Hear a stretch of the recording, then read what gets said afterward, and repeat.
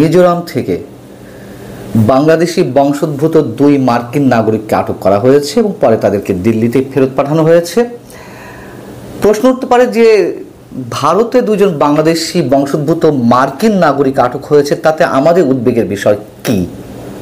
থাকতেই পারে অনেক কিছু, আমাদের একটু মেলানো দরকার। এই 2 মার্কিন নাগরিকের সঙ্গে বাংলাদেশের মধ্য দিয়ে রাখাইনের উদ্দেশ্যে যে কথিত মানবিক করিডোর দেওয়ার কথাবার্তার গুঞ্জন চলছে বা আলোচনা চলছে, অথবা বাংলাদেশ, মিয়ানমার এবং ভারতের একটি বিশেষ অঞ্চল জুড়ে যে কথিত খ্রিস্টান বা ইহুদি রাজ্য গঠনের নানান ধরনের গুঞ্জন শোনা যাচ্ছে, এগুলোর সঙ্গে কোনো সম্পর্ক আছে কি না সে বিষয়ে একটু আলোচনা করব। তার আগে খবরটা সম্পর্কে একটু বলে নিই আপনাদেরকে। মিজোরামের রাজধানী আইজলে 4 জন মার্কিন নাগরিক পৌঁছায়, এর মধ্যে 2 জন বাংলাদেশি বংশোদ্ভূত। তারা পার্বত্য চট্টগ্রামের, বাংলাদেশের পার্বত্য চট্টগ্রামের KNF কুকি চিন ন্যাশনাল ফ্রন্ট, এই সংগঠনটির জঙ্গিদের সঙ্গে দেখা করার পরিকল্পনা করেছিল এবং তাদের বিরুদ্ধে বাংলাদেশের পার্বত্য চট্টগ্রামের সক্রিয় সন্ত্রাসীদের সঙ্গে নিয়মিত যোগাযোগের বিষয়টিও অনেক আগে থেকে ছিল।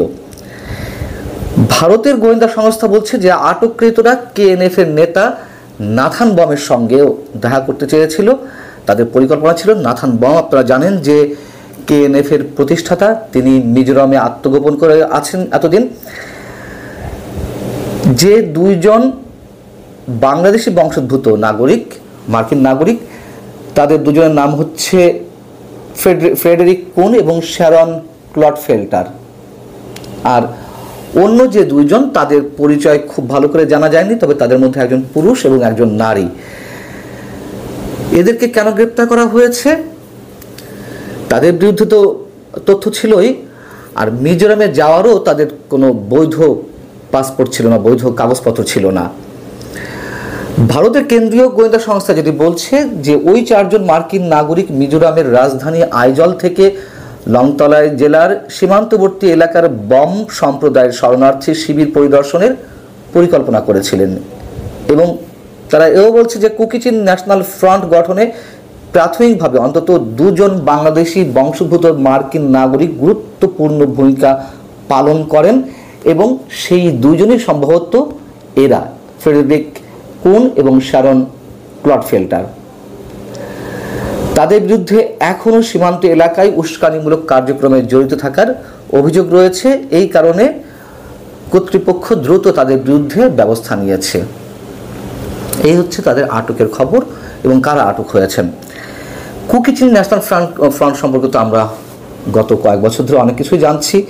2017 সালে এটির আত্মপ্রকাশ ঘটে নাথান বমের নেতৃত্বে।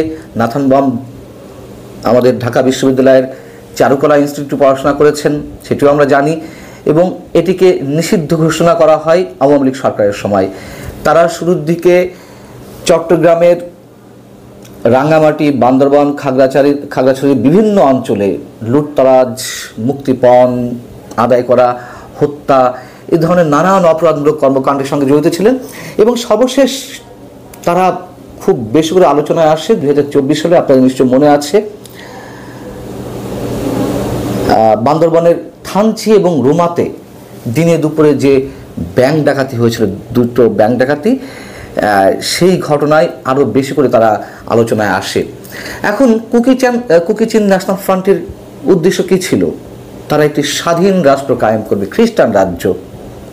যে খ্রিস্টান রাষ্ট্র গঠন নিয়ে এখন অনেক কিছুই শোনা যাচ্ছে, অনেক আগে থেকে শুনতে পারছি আমরা, কিন্তু এখন আমাদেরকে এগুলো বিবেচনা নিতে হচ্ছে বেশি করে, যেহেতু যুক্তরাষ্ট্র তাদের যে বার্মা অ্যাক্ট বাস্তবায়নের পরিকল্পনা নিয়ে এগোচ্ছে এবং তারই অংশ হিসেবে তারা করিডোর চাইছে বাংলাদেশের মধ্য দিয়ে।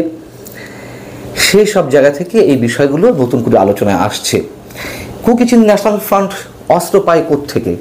অস্ত্র পায় মিয়ানমারের কাচিন রাজ্য থেকে এবং KNF এর সাথে ভারতের মিজোরাম এবং মিয়ানমারের কুকিদের সাথে যোগাযোগ রয়েছে, এরকমটি জানা যায়। তবে আরাকান আর্মির সঙ্গে তাদের সখ্যতা রয়েছে এমনটা জানা যায় না। তাহলে আরাকান আর্মি তো রাখাইনে এখন রাজত্ব করছে, সেটি তাদের দখলে। তাহলে হিসাবটা কেমন? হিসাবটা হচ্ছে এরকম যে আমরা জানি যে মিয়ানমারের বেশ কয়েকটি সশস্ত্র গোষ্ঠী রয়েছে, বিশেষ করে আরাকানে যে সশস্ত্র গোষ্ঠীগুলো তৎপর তার মধ্যে একটি হচ্ছে আরসার নেতা আতাউল্লাহ গ্রেপ্তার হয়েছেন এবং যুক্তরাষ্ট্রের পরিকল্পনা রয়েছে। আরসার সঙ্গে যেহেতু আবার আরাকান আর্মির দা আর কোমরা সম্পর্ক, তবে যুক্তরাষ্ট্রের পরিকল্পনা এই যে সশস্ত্র গোষ্ঠীগুলো রয়েছে তাদের সবাইকে একসাথে করে মার্জ করানো, মিয়ানমারের সামরিক জান্তার বিরুদ্ধে তারা যুদ্ধ করবে, মিয়ানমার স্বাধীন করে নেবে, পুরোটা যুক্তরাষ্ট্রের দখলে যাবে, যুক্তরাষ্ট্রের নিয়ন্ত্রণে যাবে, চীনের আধিপত্য কমবে বা সেখানে যে খনিজ সম্পদ বা চীন ভারতের যেসব বাণিজ্য রয়েছে বন্দরকে কেন্দ্র করে সব দখলে যাবে যুক্তরাষ্ট্রের। সেই জায়গা থেকে সব সশস্ত্র গোষ্ঠীকে একসাথে করতে চাইছে। এখন এদের সাথে আবার কুকি চীনকে একসাথে মার্চ করানোর চিন্তাভাবনা থাকতেও পারে। একটি হচ্ছে তাদের মাধ্যমে আরাকান আর্মিকে রসদ যোগানো, সরঞ্জাম দেওয়া, যুদ্ধ সরঞ্জাম দেওয়া, আরেকটি হচ্ছে সেই যে কথিত খ্রিস্টান রাষ্ট্র বা ইহুদি রাষ্ট্র গঠন করা। ডিএমপি কমিশনার মোহাম্মদ সাজ্জাদ আলী তিনি 3-4 দিন আগে সম্ভবত সময়ের আলো পত্রিকার সঙ্গে একটি সাক্ষাৎকারে বলেছেন যে বাংলাদেশের মানুষ জঙ্গি হতে পারে না, বাংলাদেশে কোনো জঙ্গি নেই, আছে কিছু চোর ছিনতাইকারী। কি অদ্ভুত কথা! তার মন্তব্যটা ছিল এরকম যে আগে জঙ্গিবাদের প্রলেপ দিয়ে নাটক সাজানো হতো, কিন্তু তারা এই কথার সঙ্গে বা বিরোধিতা করেছেন আমাদের বর্তমান আইজিপি বাহারুল আলম। তো একজন পুলিশ কমিশনার, নিশ্চয়ই তার দীর্ঘদিনের অভিজ্ঞতা রয়েছে, তিনি এই মন্তব্য করেন কিভাবে?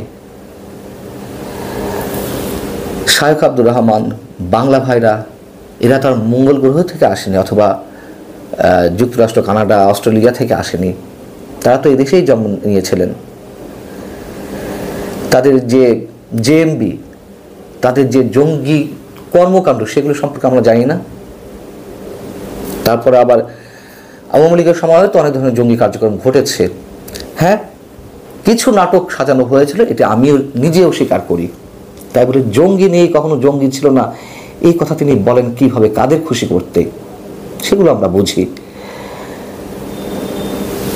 কুকি চীনের বিরুদ্ধে আওয়ামী লীগ অ্যাকশনেও গিয়েছিল, তবে সেটা তো আর নির্মূল হয়নি।